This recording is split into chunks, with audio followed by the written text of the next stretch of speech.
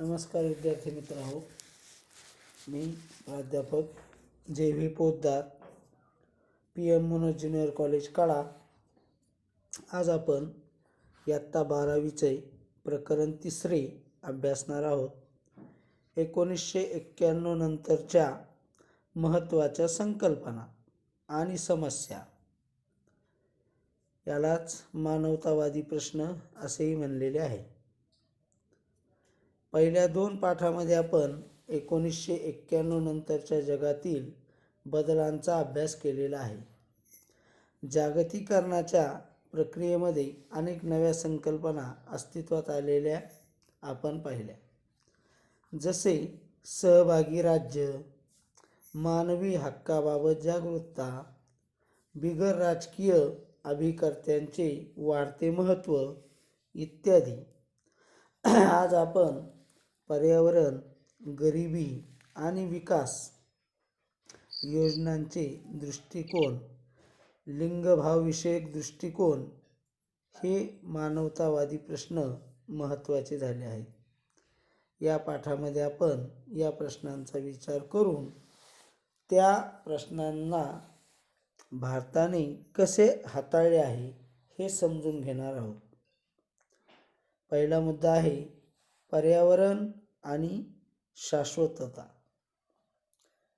पर्यावरण म्हणजे काय?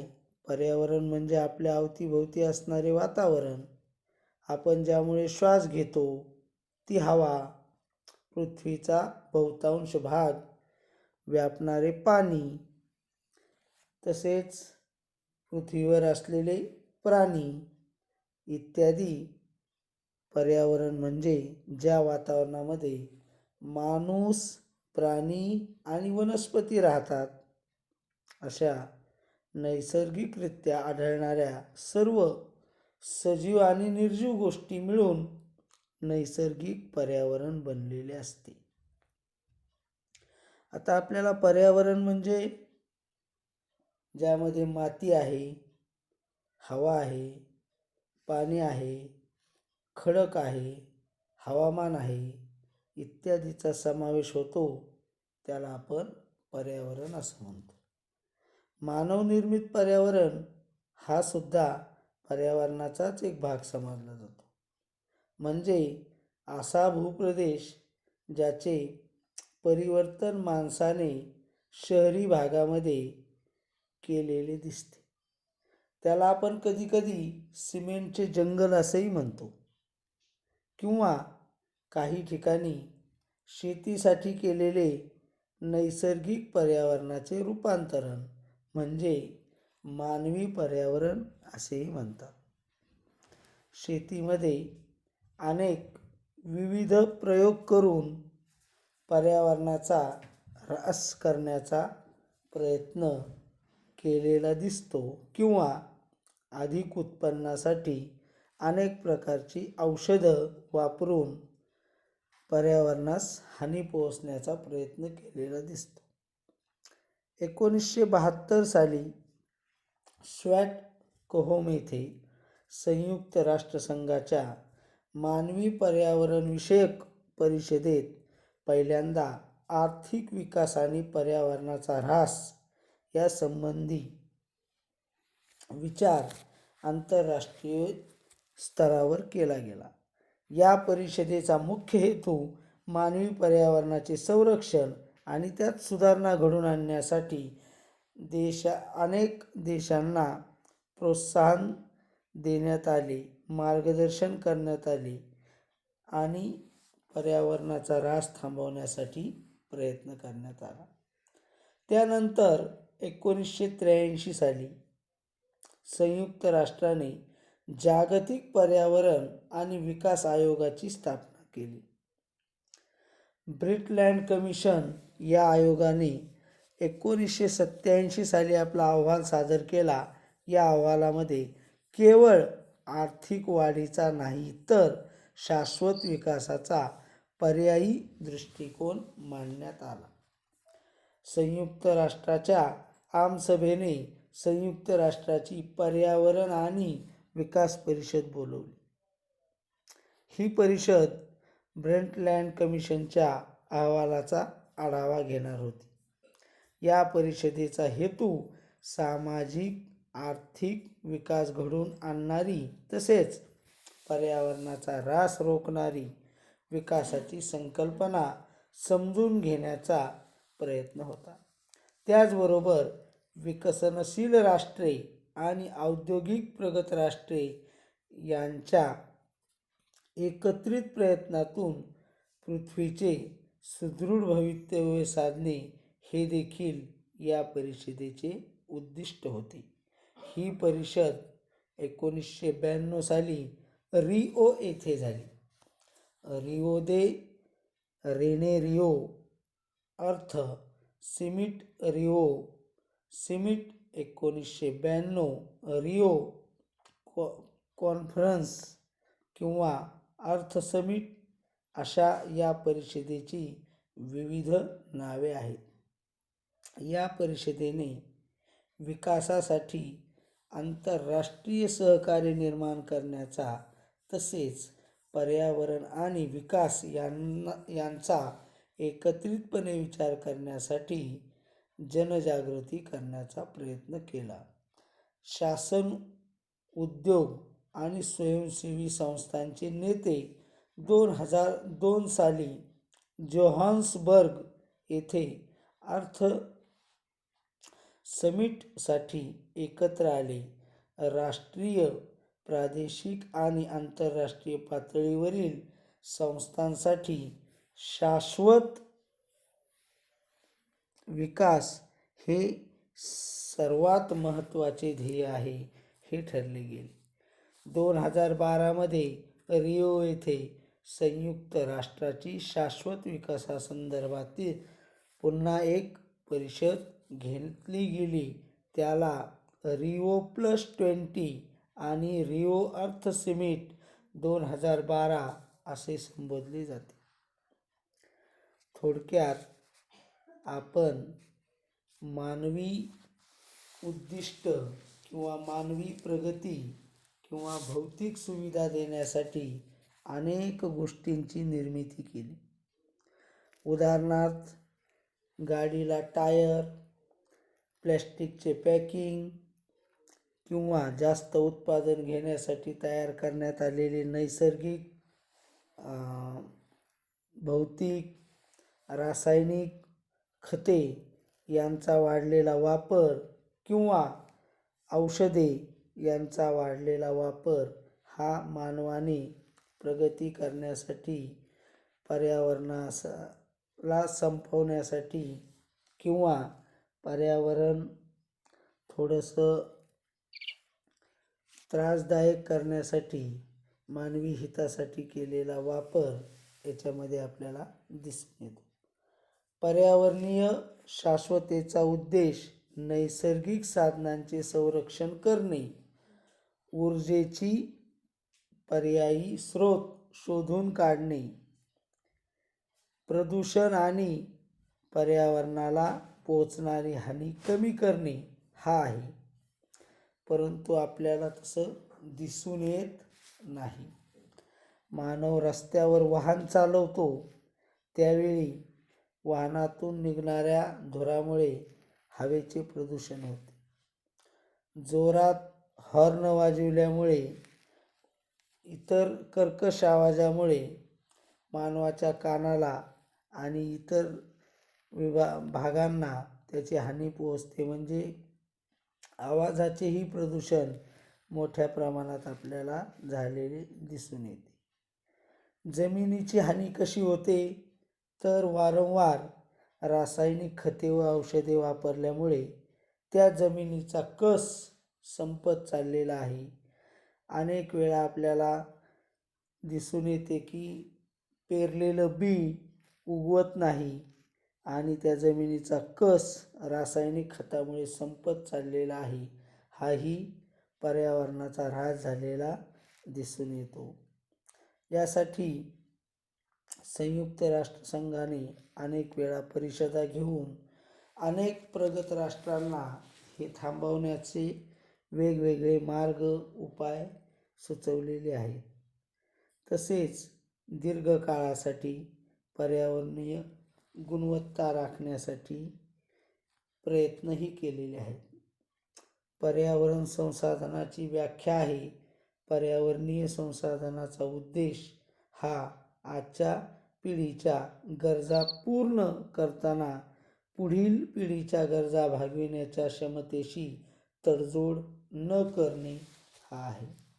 पर्यावरणाशी निगडीत महत्त्वाच्या समस्या खाली दिलेल्या आहेत. पहिली समस्या आहे हवामानात बदल. हवामान बदलाचे प्रमुख कारण हरितगृह वायूचे उत्सर्जन हे आहे, ज्यामुळे दुष्काळ, जंगलात लागणारे वणवे, उष्णतेच्या लाटा, पूर यासारख्या वातावरणामधील तीव्र समस्या. आज आपण हा अभ्यास करत असताना आपल्याला आजच एक मोठं, ज्याला आपण संकट असं म्हणतो किंवा समुद्रातून निघालेलं तुफान असं म्हणू, हे आपल्याला आजच्या दिवसापासून सुरू झालेलं दिसतंय. ज्याचा परिणाम अनेक भागामध्ये पाऊस येऊ लागलेला आहे किंवा समुद्रामध्ये निघालेलं हे वादळ आपल्या भोवती आलेलं दिसू लागलं आहे. दुसरा मुद्दा आहे प्रदूषण. हवेचे प्रदूषण आणि हवामानात बदल यांचा निकटचा संबंध आहे. हरितगृह वायूमुळे पृथ्वीची उष्णता वाढतेच, त्याशिवाय महानगरामध्ये दाट धुक्यासारखे प्रदूषण वाढून लोकांच्या आरोग्यास धोका पोहोचू लागलेला आहे. याचंही आजचा पेपर उघडला की आपल्याला उदाहरण दिसून येतंय. ते म्हणजे आपल्या देशाची राजधानी दिल्ली येथील प्रदूषित हवामान.